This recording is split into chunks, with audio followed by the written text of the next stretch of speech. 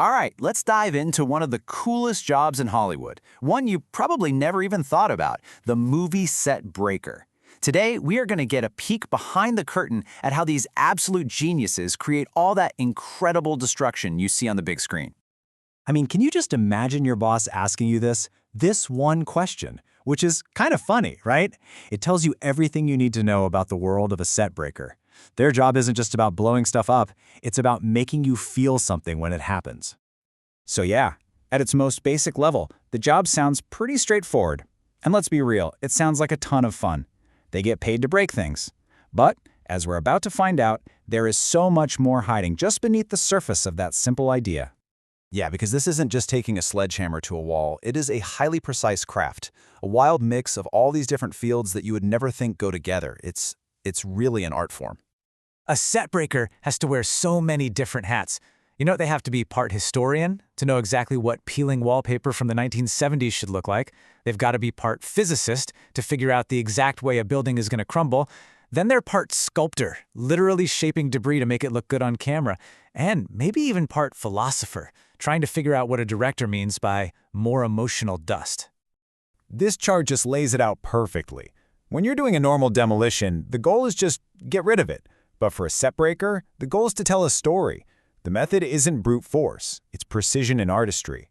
And the final result? It's not an empty lot. It's a scene that hits you right in the gut. Okay, so this gets us to the real puzzle at the heart of their job. How do you create something that looks like complete, random chaos while actually controlling every single tiny detail down to the millisecond? Just think about the timing involved here. A doorway can't just fall down whenever. No way. It has to crash at the exact moment the hero says their big line.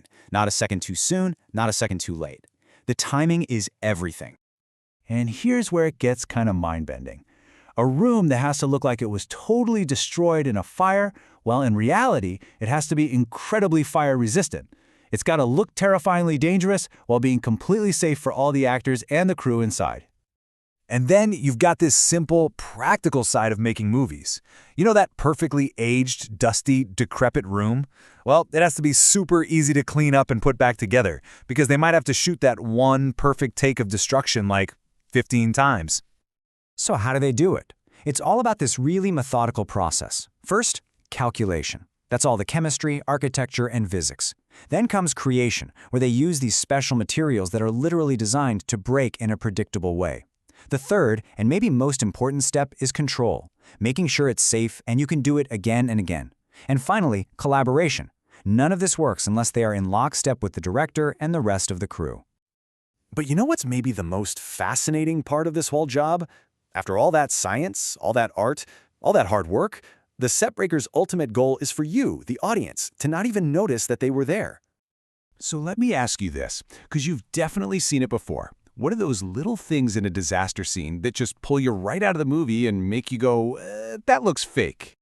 Our brains are so good at spotting things that are just off.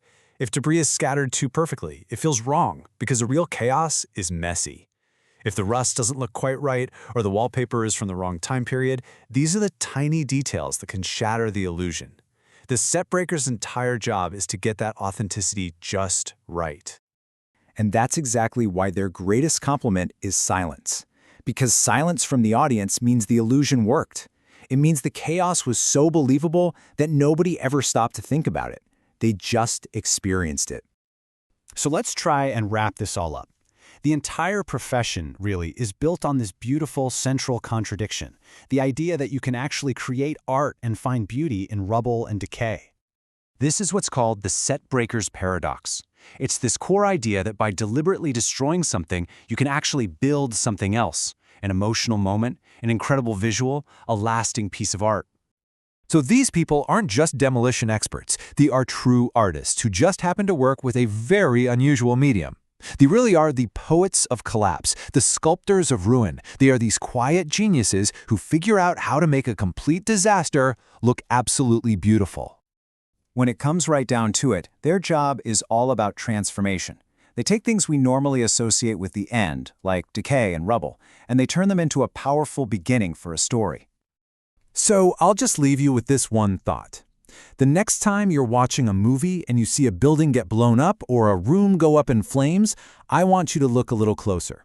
Are you just seeing random chaos? Or are you going to see the beautiful, invisible, and perfectly controlled art of the set breaker?